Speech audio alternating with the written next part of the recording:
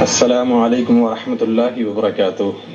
وعلیکم السلام ورحمۃ اللہ وبرکاتہ۔ امید کے بخیر ہوں گے شیخ سوال یہ ہے کہ ایک شادی ہوئی، میاں بیوی دونوں ساتھ رہ رہے تھے ایک عرصے سے، اب اچانک ان میں لڑائی جھگڑا ہوا اور بیوی گھر چھوڑ کر چلی گئی اور واپس نہ آئی۔ کچھ وقت بعد اس عورت نے دوسری شادی کر لی بنا طلاق لیے اور عدت گزارے۔ جب طلاق ہی نہیں لی تو عدت کیا گزارتی؟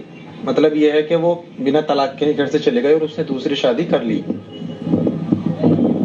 جس سے دوسرا جو اس کا خاوند تھا، جو اس نے دوسری شادی کی، اس سے اس کی اولاد بھی ہوئی، جس میں اس کا ایک بیٹا جو عالم بنا، حافظ بنا، مطلب قاری بنا، وہ مسجد میں امامت بھی کرتا ہے۔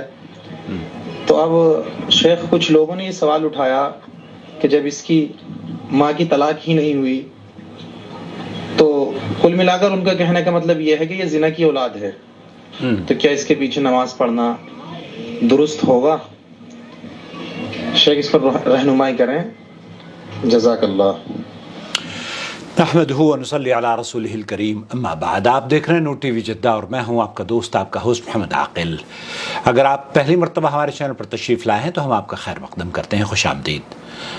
براہ کرم اس چینل کو سبسکرائب کر لیجئے تاکہ اس طرح کے مسائل کی ویڈیوز آپ تک پہنچتی رہیں، اور آپ بھی اگر ہمیں اپنا سوال بھیجنا چاہتے ہوں تو اسکرین پر دیے گئے نمبر کو نوٹ فرما کر ہمیں وائس میسج کر دیجئے، ہم یوٹیوب پر آپ کے سوال کا جواب لے کر حاضر ہو جائیں گے۔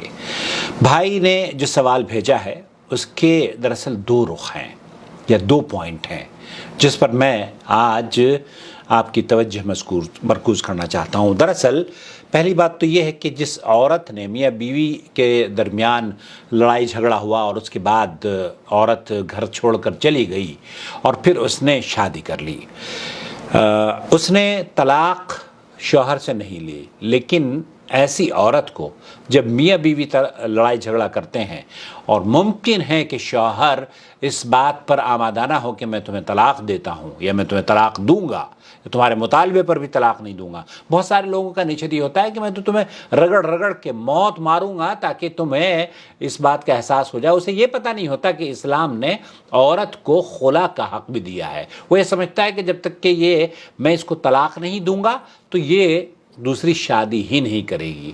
بس اسی زوم میں مرد حضرات دندناتے پھرتے ہیں اور کہتے ہیں کہ جناب ہمارا تو سکہ بولتا ہے، ہم تو جس کو چھوڑیں گے وہ چھوڑیں گے، جس کو رکھیں گے۔ ایسا نہیں ہے میرے بھائی، ایسا نہیں ہے۔ دیکھیے، عورت کو اللہ رب العالمین نے خلا کا مطالبہ کرنے کا حق دیا ہے، اور مجھے نہیں پتا کہ اس عورت کا کیا کیس ہے۔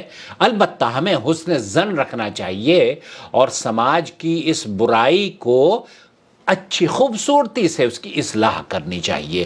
وہ عورتیں، ممکن ہے کہ اس عورت نے کورٹ میں جا کر، قاضی کے پاس جا کر اپنے نکاح کو فسخ کرا دیا ہو، کیونکہ بہت سارے ایسے کیسز آتے ہیں کہ شوہر یہ کہتے ہیں کہ میں تو طلاق دوں گا ہی نہیں، قاضی کے پاس، قاضی نوٹس بھیجتا ہے، وہ قاضی کے پاس بھی نہیں جاتے۔ تو ایسی صورت میں باہر والوں کو ان تمام چیزوں کا پتہ نہیں چل پاتا، تو ہم کسی پر لب کشائی کرنے سے پہلے 10 مرتبہ ہمیں سوچنا چاہیے کہ آیا یہ ولد الزنا بھی ہے یا نہیں۔ نمبر 1، ممکن ہے اس عورت نے اپنے نکاح کو کورٹ کے ذریعے یا قاضی کے ذریعے اس کا فسخ کروا لیا ہو، اس کو نکاح اس کا ختم ہو گیا ہو اور اس نے پھر عدت گزارنے کے بعد نکاح کیا ہو، لیکن اگر اس نے یہ سب کچھ نہیں بھی کیا ہے اور وہ ولد الزنا ہے، تو سوال آپ کا کہ آیا ولد الزنا کی امامت میں نماز پڑھی جا سکتی ہے یا نہیں۔ پہلے تو میں ولد الزنا کے بارے میں آپ کو مفتی اعظم سماحت شیخ عبدالعزیز بن باز کا فتویٰ نقل کرنا چاہتا ہوں۔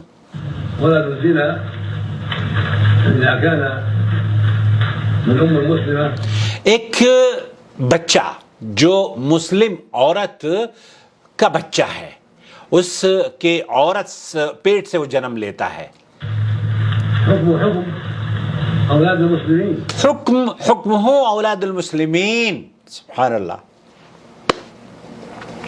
یہ اسلام کی خوبصورتی ہے دوست۔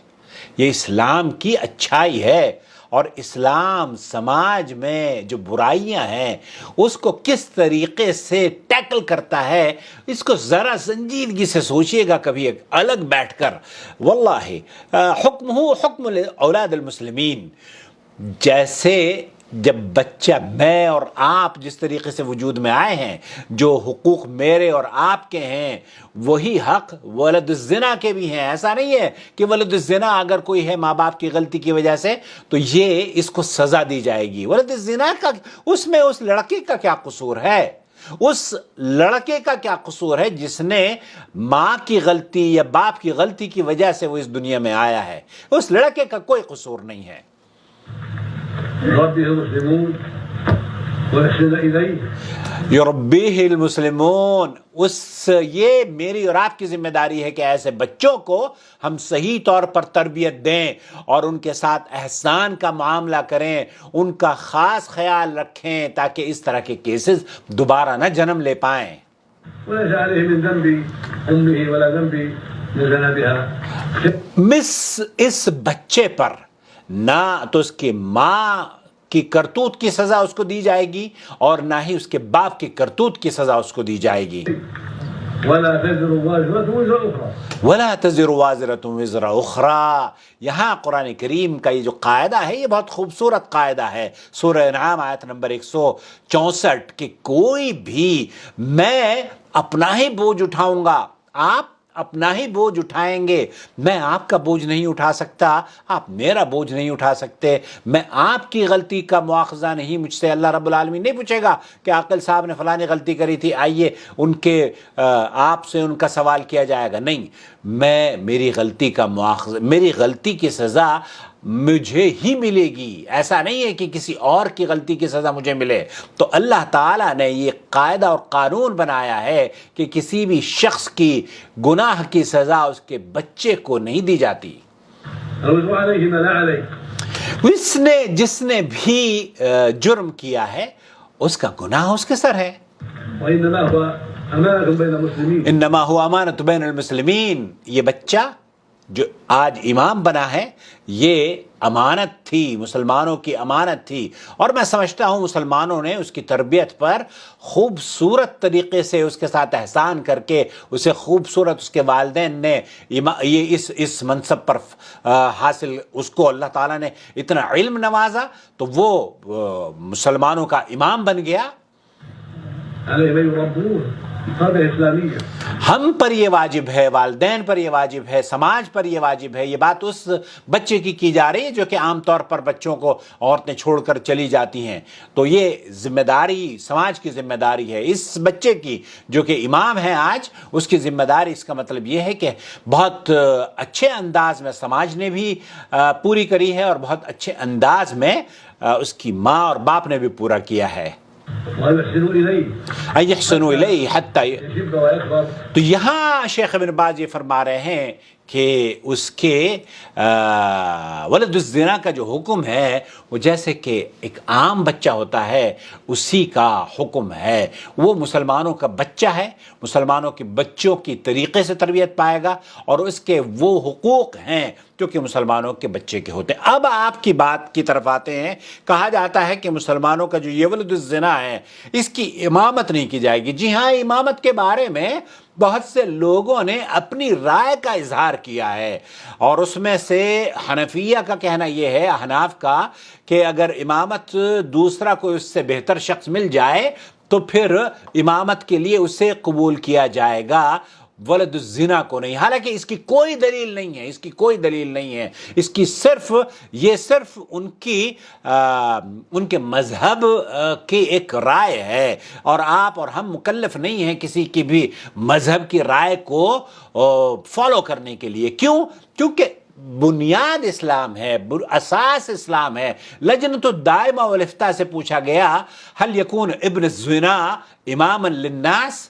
فتویٰ سعودی عرب کی جو فتویٰ کمیٹی ہے اس سے پوچھا گیا کہ کیا ولد الزنا کو اس کے پیچھے نماز پڑھی جا سکتی ہے، وہ لوگوں کا امام بن سکتا ہے؟ تو انہوں نے جواب دیا فاجابت اللجنہ الاصل ان الولد الزنا فی الامامہ کغیرہ. یہ ولد الزنا جو ہوتا ہے نا، جو جس کو ہم یہ کہتے ہیں کہ غیر شرعی طریقے سے وہ پیدا ہوا ہے بغیر ماں باپ کے نکاح کے، تو اس کے بارے میں یہ ولد الزنا سعودی عرب کی فتویٰ کمیٹی کہہ رہی ہے کہ الامامہ کغیر ہی لعموم قولہ سبحانہ وتعالی، یہاں اس کی امامت کی کراہیت کی کوئی وجہ نہیں ہے، اس کی امامت درست ہے، جیسے کہ دوسرے اماموں کی، دوسرے لوگوں کی، دوسرے بچوں کی امامت درست ہے۔ کیوں؟ قرآن کریم میں اللہ تعالیٰ ارشاد فرماتا ہے ان اکرمکم عند اللہ اتقاکم، وقول صلی اللہ علیہ وسلم، اللہ کے رسول صلی اللہ علیہ وسلم نے فرمایا کہ جو تم میں سے سب سے زیادہ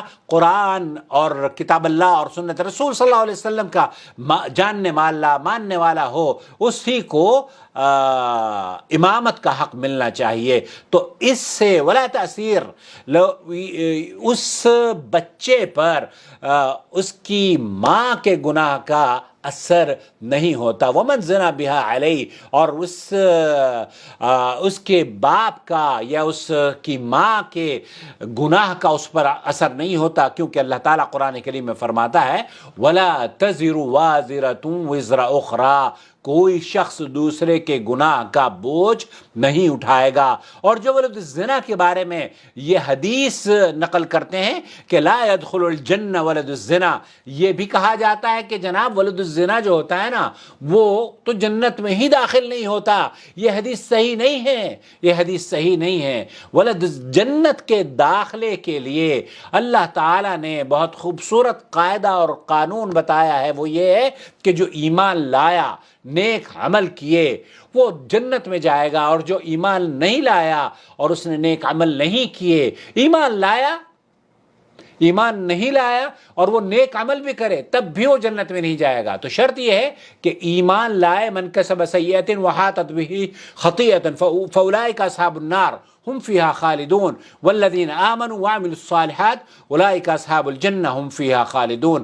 جس شخص نے بدی کمائی اور اس کے گناہ نے اس کو گھیر لیا، پس وہ لوگ دوزخ والے ہیں، اس میں ہمیشہ رہیں گے، اور جو لوگ ایمان لائے اور اچھے کام کیے وہی لوگ جنت والے ہیں، وہ اس میں ہمیشہ رہیں گے۔ اللہ سے دعا ہے کہ اللہ تعالیٰ مجھے اور آپ کو جنتیوں میں شمار فرمائے، اور اللہ رب العالمین اس چینل کو سماج کی اصلاح کرنے کا سبب بنا دے، اور ایسے بچے جو ولد الزنا ہیں، یہ آپ کو نہیں پتہ، یہ آپ کو ان کے اوپر کوئی حکم نہیں لگانا چاہیے۔ یہ بہت بڑی شرمناک بات ہے کہ کسی بھی آدمی کو یہ کہہ دینا کہ یہ ایک تو یہ کہ ہمیں پتہ نہیں ہے زنا کے بارے میں، آپ کو اسلام بہت محتاط رہتا ہے، جب تک کہ گواہ موجود نہ ہو تب تک کہ اسلام کسی زانی کو سزا بھی نہیں دیتا۔ اس لیے یہ لفظ بھی بغیر کسی اگر آپ یہ سمجھتے ہیں کہ آپ کے پاس ثبوت ہے تو آپ بہرحال کہہ سکتے ہیں، لیکن اگر ثبوت نہیں ہے تو پھر بچیں کسی بھی پاک باز خاتون یا کسی بھی ایسے بچے پر یہ کہنا کہ یہ ولد الزنا ہے۔ اللہ سے دعا ہے کہ اللہ تعالیٰ سب بچوں کی، سب کی آبرو اور عزت کی حفاظت فرمائے۔ اور یہ بالکل بات بے بنیاد ہے کہ ولد الزنا کی امامت میں نماز نہیں ہوتی۔ ولد الزنا شیخ ابن باز رحمۃ اللہ علیہ نے فرمایا ہے کہ ولد الزنا اذا کان من مسلمہ حکمہ حکم اولاد المسلمین، تو اس کا حکم مسلمانوں کے دوسرے بچوں ہی کی طرح سے ہے۔ واللہ تعالی عالم، صلی اللہ علیہ نبینا محمد وعلی آلہ وصحبہ اجمعین، والسلام علیکم ورحمۃ اللہ وبرکاتہ۔